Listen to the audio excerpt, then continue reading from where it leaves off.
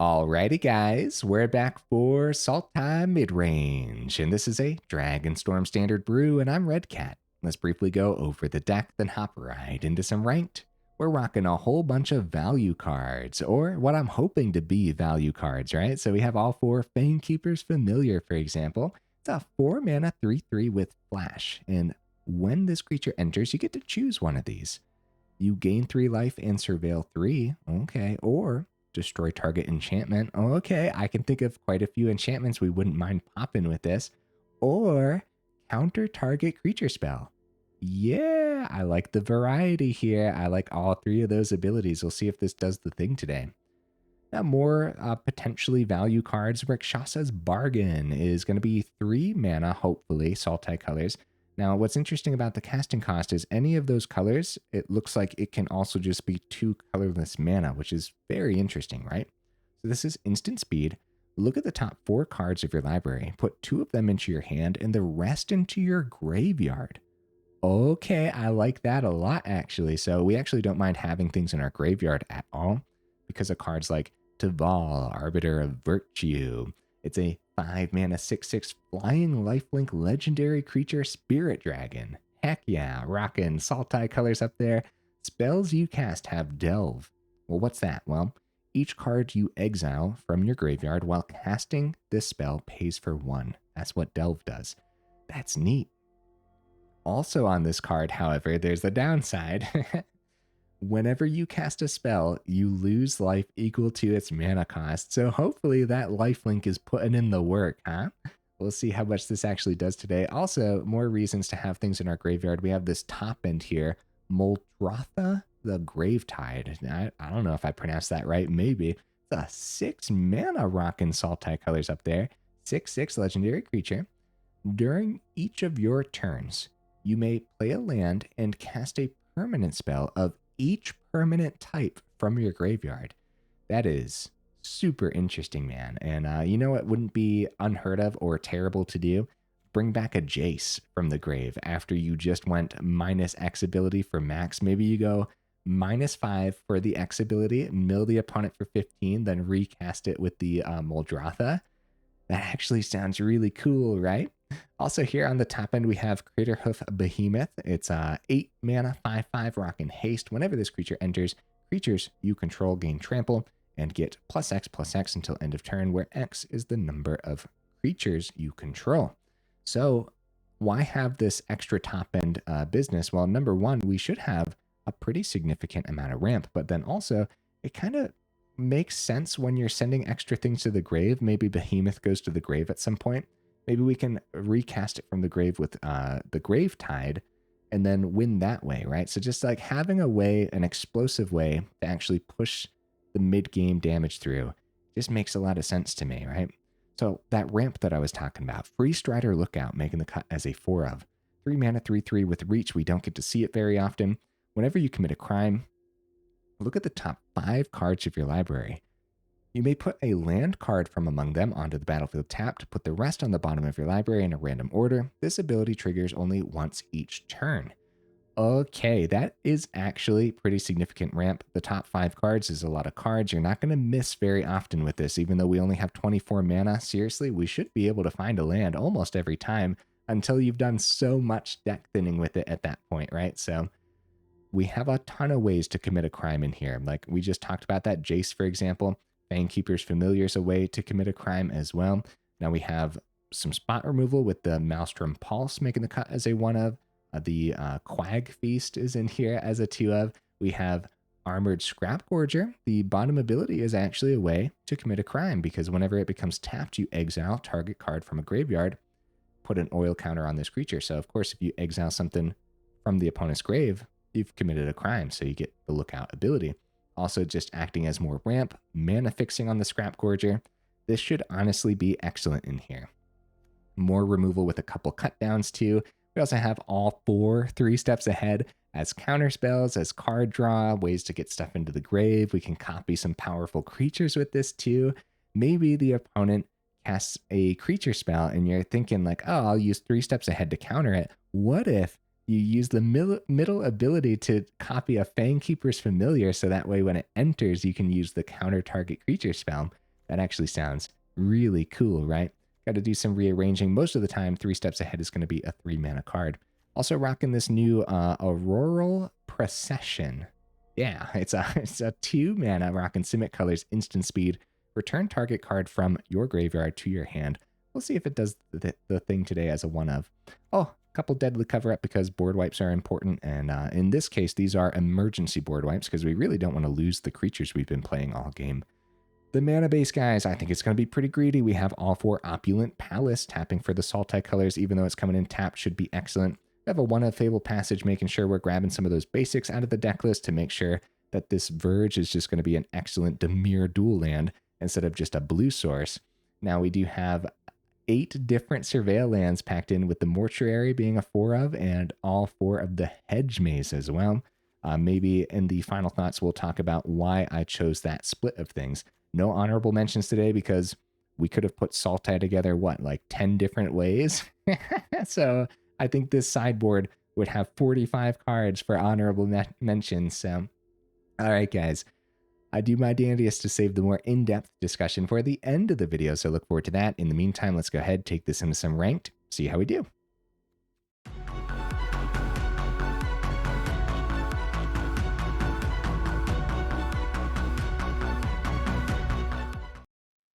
All right into that first game. What am I expecting from the build?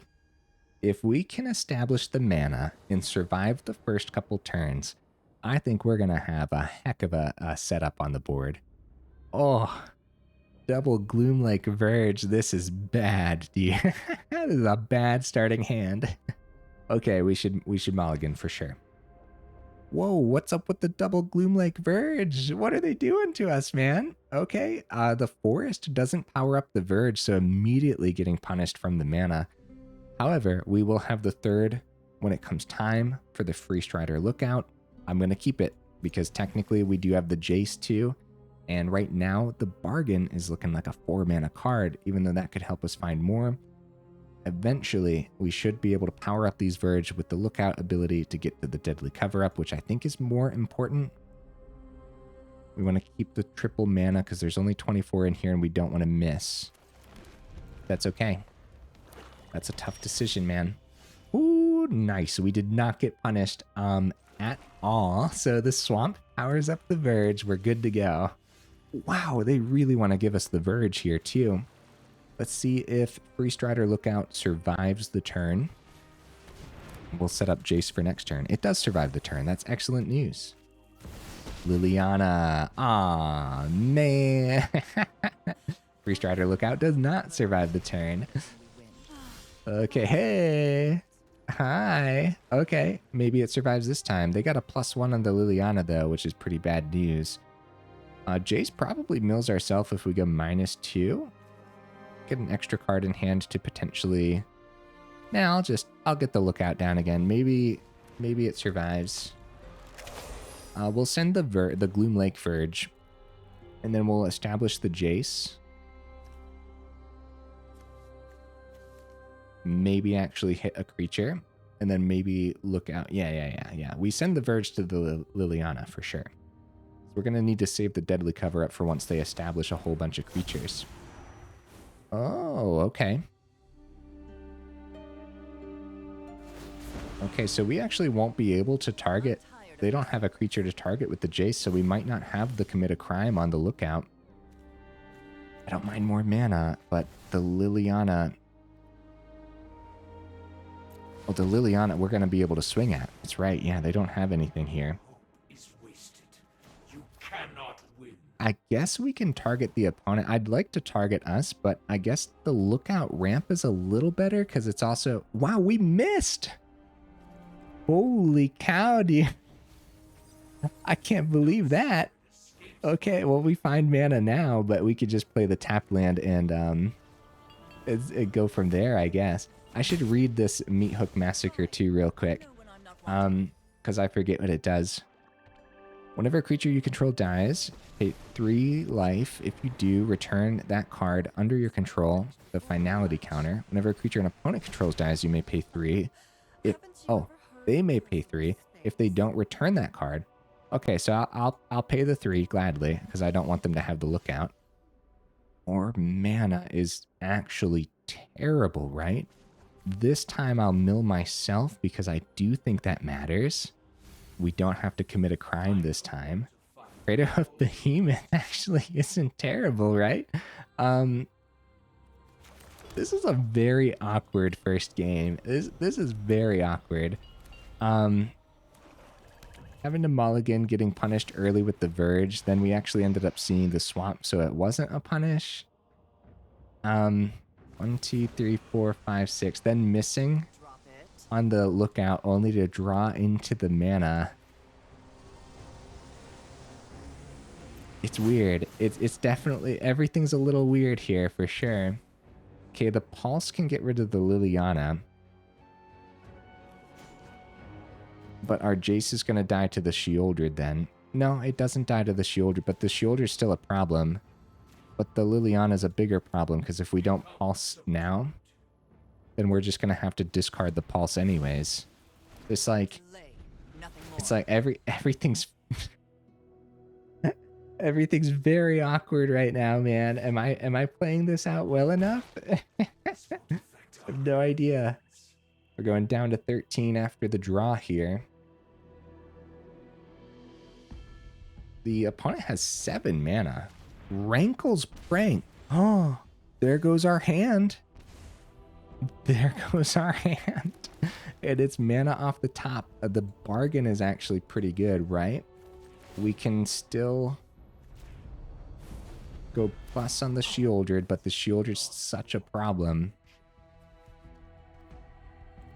Keeping the bargain helps us find potentially spot removal for the Sheoldred, which seems like it'll be pretty important to find. We're going to do this on our turn. And this doesn't count as drawing either, so it's so good against the Sheoldred. Because you just put 2 cards into your hand. Okay, Fangkeeper's Familiar is good. If we had 5 mana open, I would totally grab this Teval, but I'm thinking like the Muldrotha is a little better here, right? I'm going to grab Familiar and Gravetide for next turn if we actually get to keep it. Now we have the plus on the Jace and a surprise Familiar for their turn. The Death Touch on Sheoldred's rough business, but we want to keep this open in case they find another creature that we want to counter. We also could pop an enchantment if we want to pop the Meathook Massacre 2, which I don't think is as good as countering an essential creature that the opponent tries to establish. Yeah, we don't want to block with the Familiar because we don't want to lose it. And I might just gain 3 here. Surveil 3 is pretty good too. This is casting lands and permanents back from the grave. Yeah, we could pop the Meathook Massacre. I think just going back up to 10 and surveilling is a little better, especially with the Muldrotha. Oh, nowhere to run pops the Familiar right away. And now we have the option. Do we want to give them? I guess we take the action so we lose the 3 right away. Oh, get the mana off the top. Get that out of here, dude. Holy cow. More mana. Oh, no, dude. That's really bad. Oh, no. All right. All right. Well. What to do? We don't have... So we don't have anything for 2 mana. So I guess we'll play a Surveil land, right? From the grave. 3 steps ahead. It's actually not terrible, but mainly just because we wouldn't mind a counterspell. Maybe more cards draw too. Nah, I'll send it. Because what we really want is try to get the Teval out next turn. Dude, what's going on, man? Am I playing this out well enough? This is a very awkward game. Momentum breaker. Ah, man. They dropped the good game. I'll take that action, take 3, and yeah, because then they just pass it back. And I guess technically we could find some... No, because we're drawing 2. So Sheoldred punishes us 2 more before we can actually remove it anyways. So yeah, good game opponent. So send help. Send help, guys. I have no idea. You guys got to let me know in the comments what was going on in that one. I know one thing. I know that some of our cards definitely had the value packed where it needed to be packed. So that's good. I know another thing. I don't think every game's going to be incredibly punishing with its opening hands. I don't think we're going to miss that often on committing a crime with our 3-drop either. So I'm going to keep this. Yeah, we're fine here. We don't need a blue source right away. I'm going to keep the extra Scrapgorger on top. Golgari colors from the opponent. Let's see if Scrapgorger number 1 survives. Doesn't look like it. We kept it on top for a reason, guys. All right, Scrapgorger number 1 out of the equation.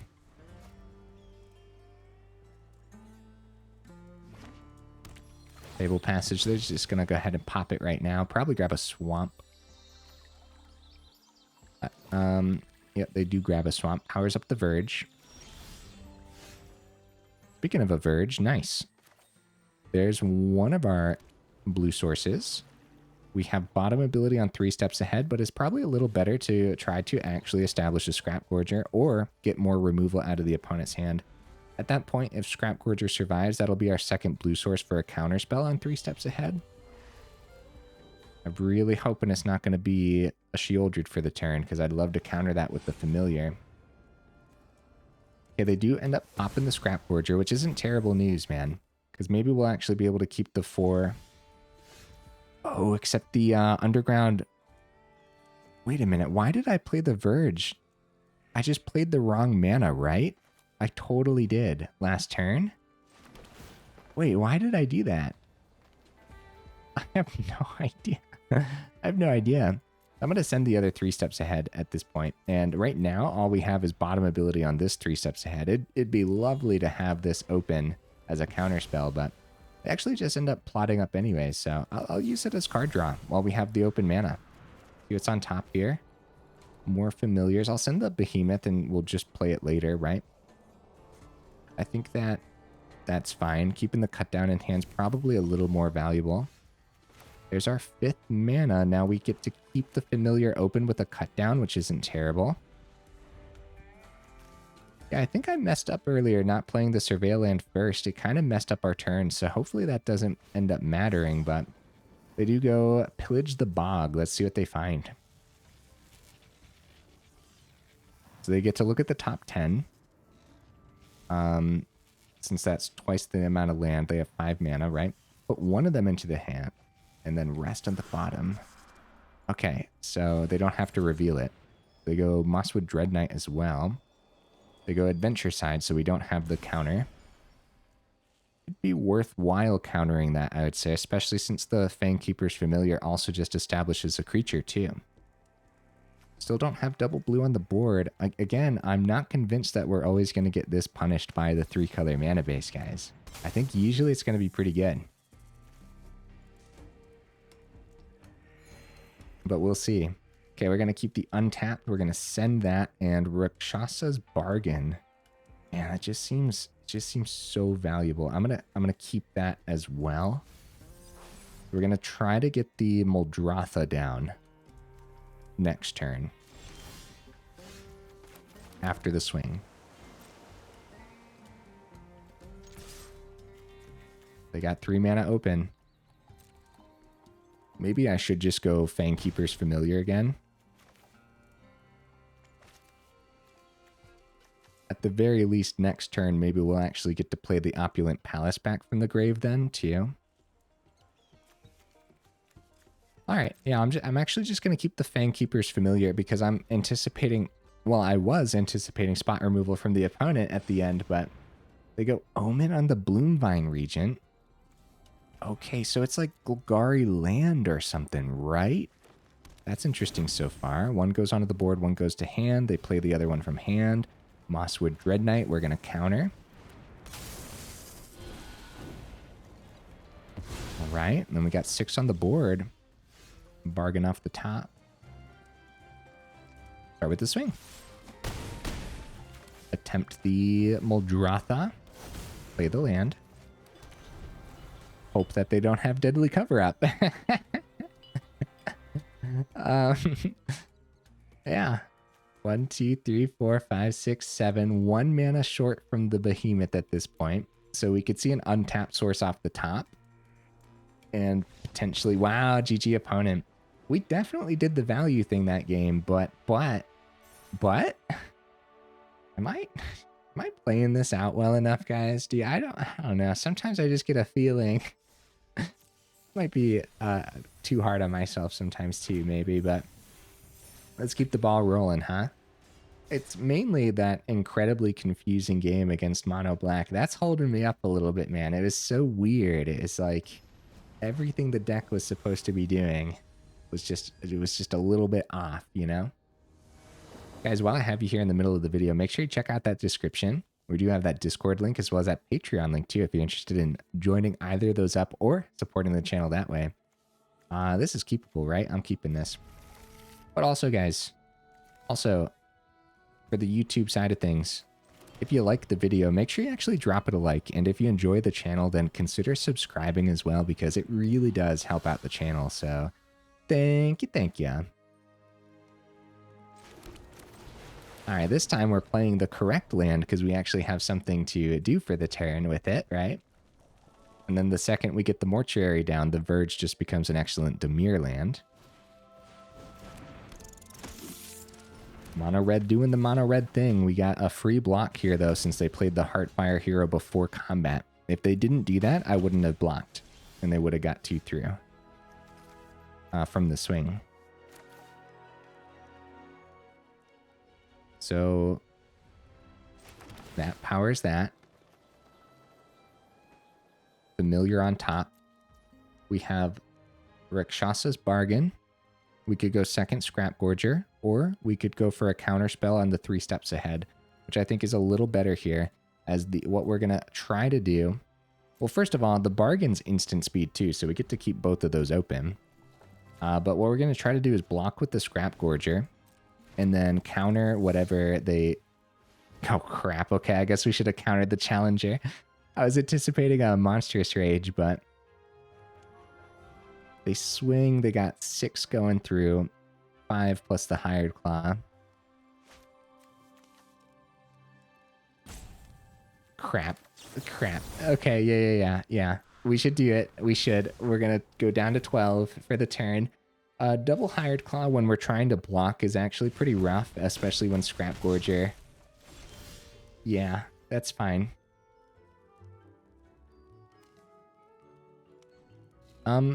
Hey, how come I didn't have to exile anything with the Scrapgorger?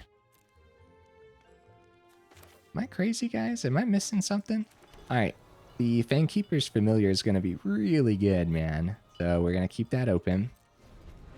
Whenever this creature becomes tapped, exile target card from a graveyard. Oh, there were no cards in any graveyards. Oh, yeah, that's why.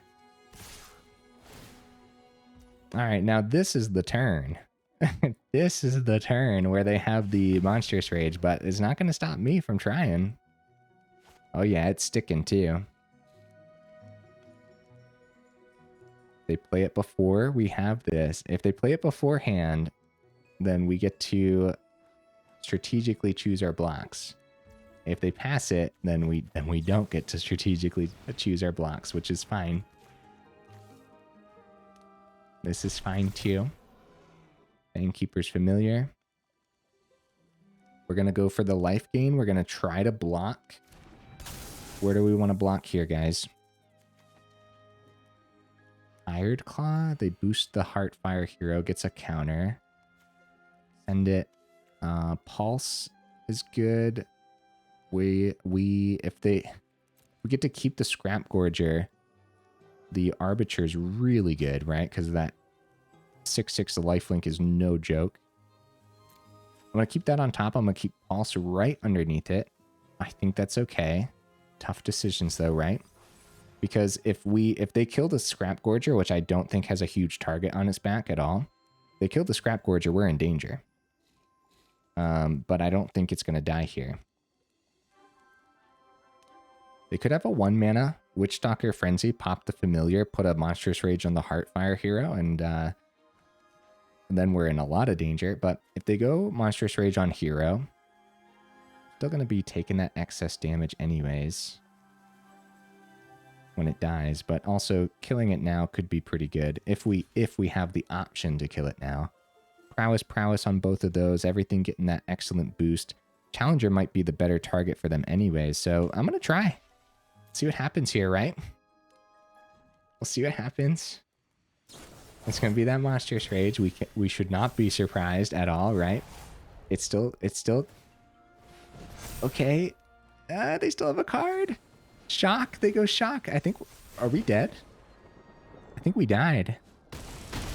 Oh no, guys. -4. Oh no. Guys, that could have come down to me easily. Whoa. Never mind. It doesn't matter, right? Because the Familiar blocking like Challenger, they would have just put the Monstrous Rage on the Challenger instead. The shock was the nail in the coffin. No, it wasn't. Yes, it was. No, it wasn't. Wait. No, the shock was an extra 4. So they didn't need the shock based on where we blocked, because we would have been at 0, right? It was an extra 4 double prowess plus the 2. Darn, dude, I think we could have pulled that back easily, especially with that 6/6 lifelink, right? All right, let's keep the ball rolling. I think we can easily get another match or 2 in before we have to talk about the final thoughts, and we have a lot more to showcase, man. We didn't even scratch the surface of this deck list. At least I'm pretty sure we didn't even scratch the surface. Really, the double Gloomlake Verge with the Forest. The game is trying to tell us something here, right? We keep it, thank goodness for Freestrider Lookout and everything, but wow. That is like the lands that you do not want to see together. It's going to happen sometimes though, so there we go. No punish. We don't need 2 mana open, so we're just going to establish the Mortuary now. I will send that because we're too far from it, and if we need to bring it back, we have the Auroral Procession in hand. Oh dear, guys, more hyper aggro, and Scavenger just sticking around is scary business. All right, we'll see what we can pull off here. Looks like they might keep a Shard Mage's Rescue open. I'm going to try the Freestrider Lookout, but I have a bad feeling that Sheltered by Ghosts is going to drop. Without double blue on the board, we can't keep the counterspell and the 3 steps ahead open anyways. So we might as well try Freestrider Lookout, see what we can pull off. 3rd mana. Sheltered by Ghosts. Yeah, dude, we're in danger. Is there going to be a lot of ways to get around the Scavenger at this point? The bargain could help us find something outside of that chump blocking with the Familiar isn't terrible, right? At least even though we're getting punished early on for the Gloomlake Verge, at least we're still showcasing why it's important to have untapped sources in the build too, right? At least we're doing that. That's kind of important. Right? Yeah, we pass it back and be very scared. We're going to try Fangkeeper's Familiar for a chump. They go up to 32 or more. We counter it. 6 gets through down to 5. I still think the Familiar chump is a little better. Also, they could bring the Scavenger into the air with the, what is it, Feather of Flight or something. Fold Mouse. And I'd love the life gain Surveil on the Familiar, but we should probably counter the Mouse while we can. And at this point, too, if by some miracle we were able to keep the Lookout around, this would be a crime to counter the Manifold Mouse, which means we would have had a little bit of ramp. A lot of things to consider here, man. Okay. Okay, we're alive, but the opponent's at 37. Okay, start with the Surveil on the Hedge Maze. 3 steps ahead.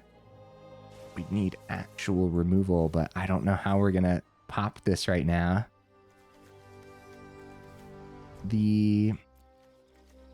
Actually, it's just Ward 2. We do have enough mana if we find some spot removal.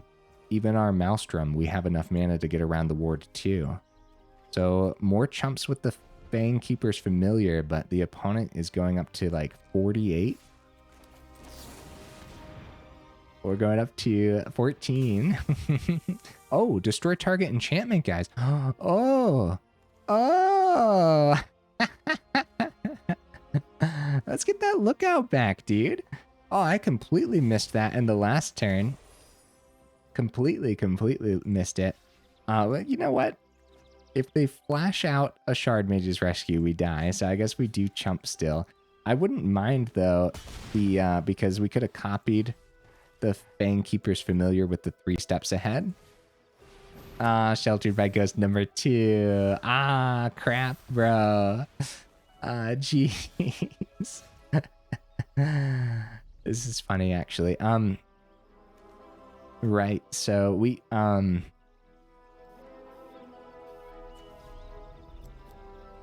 don't have enough mana to bring back a Familiar and play it with the Procession. Bargain's the best bet, but then they found the second Sheltered by Ghost, so they have the Ward 2.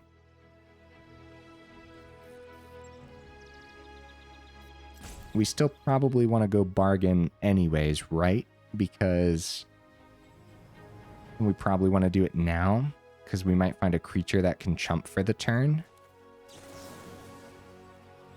It's tough decisions, dude. It's really tough. We can find mana. It could be untapped. It's tapped mana. But we do find a creature, and we could still grab the mana for next turn, but the Pulse can be ready for next turn too. So if we can chump with the Scrapgorger successfully, then Pulse, pay the extra 2. Okay, guys. Holding on for dear life. Can the Scrapgorger survive the turn? We'll see. We'll see, man. Yeah, the second Shelter by Ghost was brutal. I can't believe I missed the first time I played the Fangkeeper's Familiar. First of all, it was a good counter spell. Let's get that straight, right? But it would have been better just to pop the Sheltered by Ghost and let them have the Manifold Mouse, probably, right? Okay. Oh no, Callous Sellsword! No, opponent, we were about to make a comeback, bro! Oh man, they also could have had Shard Mage's Rescue in hand too and everything, so brutal games, very awkward games actually. I'm surprised by all of that. That's not what I was anticipating the deck list to look like at all. End of video pack, let's go ahead and crack it open. It's an inevitable defeat. Guys, am I crazy? Or is this like pretty good and I haven't seen anyone play with it yet? Am I crazy? This is my 4th one. I gotta put like a full Mardu control deck list together or something gross like that. You know what I mean? Can't be countered. Exile target non-land permanent. Okay. His controller loses 3 life and you gain 3 life. I don't know, man. I don't know. Every time I read that, I'm just like, holy cow. Like, yeah, it has Mardu colors in it, so you got to play around it a little bit, or you got to build around it and everything. But yeah, that's my 4th one. Who's up for some Mardu control, man? All right, here's the deck list again. Well outside of my comfort zone, so I do apologize if I played it poorly today.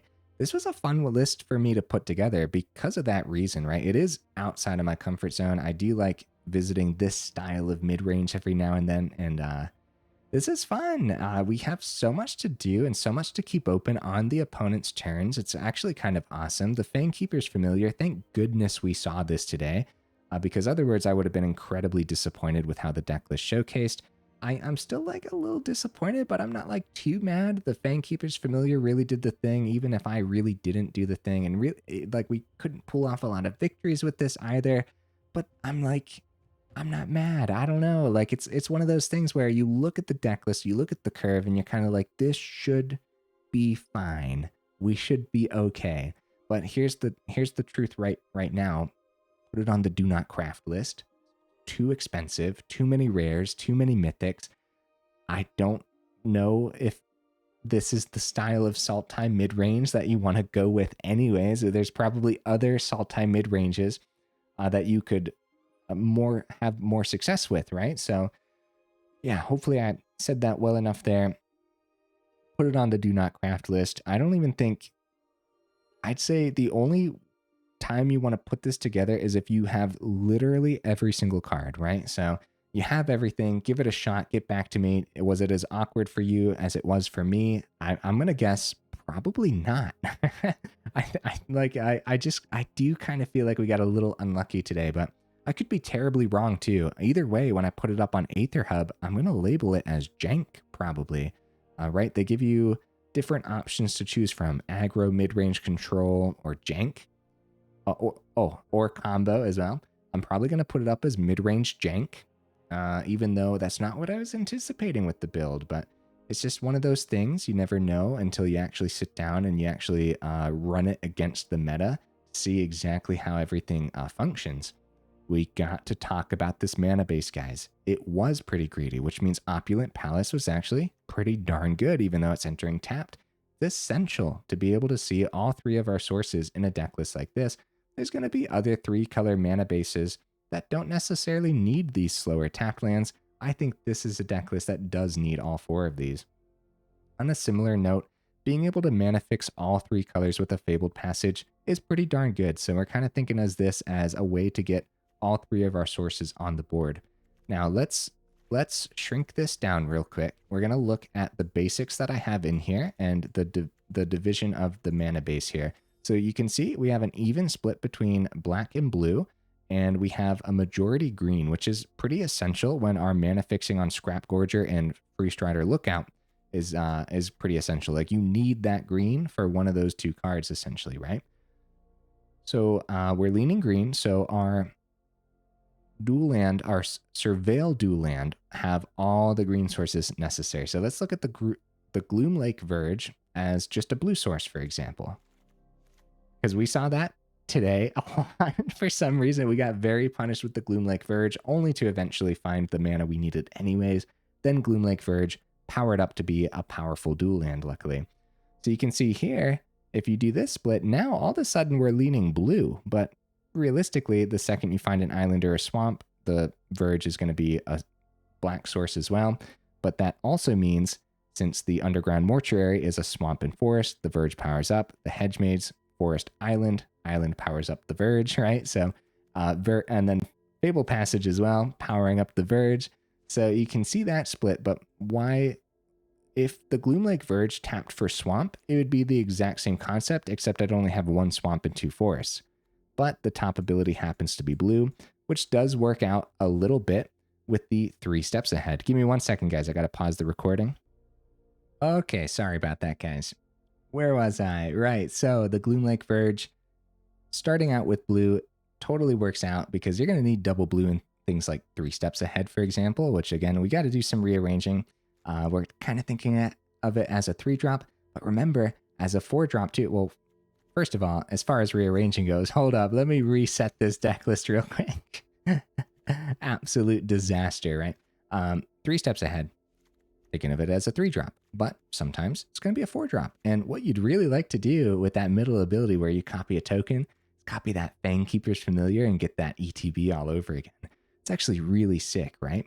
We did get to see Jace perform a little bit against the mono blacklist. I think Jace as a 2-of makes a lot of sense. Easy way to commit crimes for the Freestrider Lookout, but then also, I brought this up at the beginning of the video too, bringing Jace back from the grave with the Muldrotha just seems disgusting, dude, and is actually one of the main win conditions outside of like a Craterhoof Behemoth. I shouldn't even call it a main win condition, as yeah, we are trying to get the job done in a few turns towards that late mid game. But realistically, you're also just trying to swing with these value creatures throughout the game too. So Like we saw that against the Golgari game where the Fangkeeper's Familiar was just so valuable on that board. Being a 3/3 is significant. The fact that it's not a 2/3 or something, even if it was a 2/3, I would have tried it in here because the abilities just seem stacked, bro. But it's a 3/3, and it's that extra power matters. And if it was a 2/3, it'd be picked up by something like Cut Down anyways, which that would have mattered for sure. But against Golgari, they definitely have cut downs packed in. Which, did they drop a cut down on a Scrapgorger early? Not really sure. By the way, speaking of Scrapgorger, yeah, I mean, it's getting picked up by things like Cut Down. It's getting picked up by things like Lightning Strike and stuff, but that's totally fine. If it is getting picked up by Lightning Strike, at least that's not hitting your face or hitting that familiar that I was just talking about. But also that early mana fixing, the early crime that you're committing with the bottom ability for the Freestrider Lookout. Yeah, dude, Scrapgorger, perfect card for this specific deck list. Here's some cards that we could potentially trade out though. Auroral Procession is probably not necessary. The concept here is eventually we're going to want to try to recast permanents and lands with Muldrotha. What if you mill all of your Muldrotha? Well, then you want to bring it back with the Procession. And removal like the Quag Feast here could accidentally mill your both Muldrothas. This is a hard name to say, man. I don't even know if I'm pronouncing it correctly either. So it's too bad against that mono black match we didn't get to keep the deadly cover up in hand because we would have been able to use it against their one Shieldred. Yeah, that's not like the greatest thing to do, but at least the Shieldred would have been gone, which was their main win condition that game. That's the card that won them that match. And so Rankle's Prank was significant there, as it was their last card in hand, and it was our last 2 cards in hand. Also, the Rankle's Prank did what? An extra 4 damage to... That was such an awkward game, dude.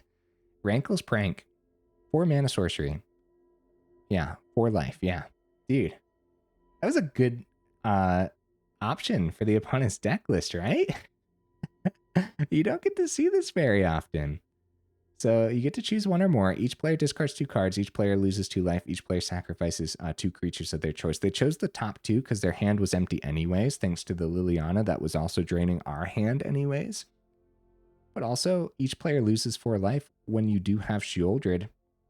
You know, you're gaining life while your opponent's losing life. That's just extra deadly. And actually, I said the Shieldred was the card that won him the game. It was technically the Rankle's Prank, right? They played this and that won it for them.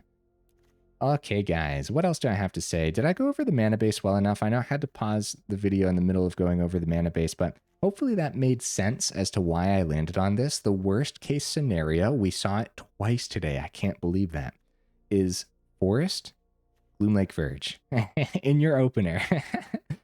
Now, when do you keep it? Because you saw me keep some of those too, right? So Armored Scrapgorger, that helps you mana fix, and at least it's going to be untapped for the first couple turns, and you actually get a turn 2 Scrapgorger, which could be pretty significant, could block early on too, but it also mana fixes you into the black source for something like Rakshasa's Bargain, which could help you find the proper mana.